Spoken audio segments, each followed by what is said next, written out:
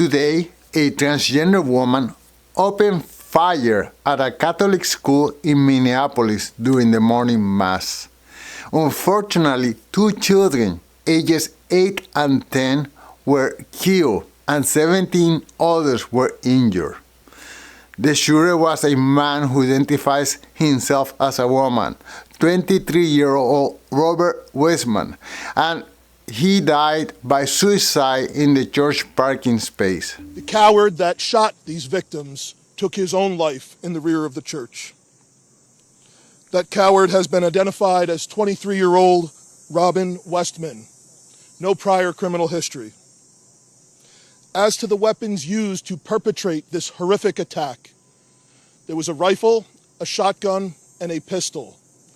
All 3 had been lawfully purchased by the shooter.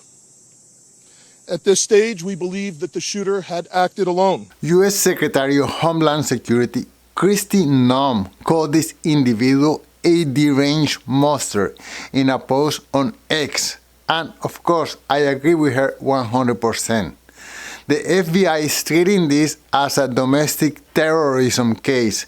This person was targeting Catholics and even President Trump based on the writing that he had on his weapons. Meanwhile, Minnesota Governor Walz, who could have been the United States Vice President, he continues to brag that his state is a safe haven for trans people. Minnesota ranks the highest per capita for being a safe haven for transgender individuals in Minnesota. And of course, there are political ramifications to this grotesque act of violence. The Democratic Party seems to be the party that stands on the side of transgender rights and also does everything to prevent Donald Trump with his anti-crime initiative. I wonder how the Democratic Party is going to respond to this.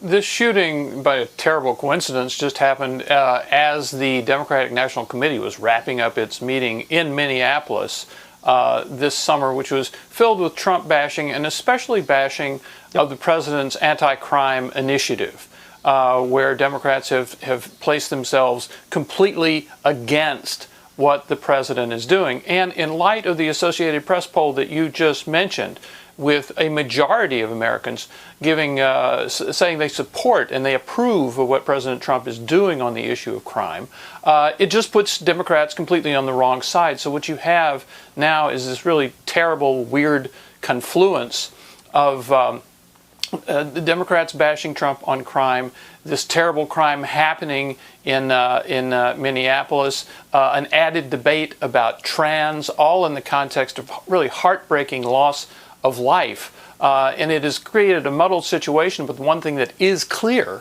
is that the Democratic Party seems to be on the wrong side of this crime issue.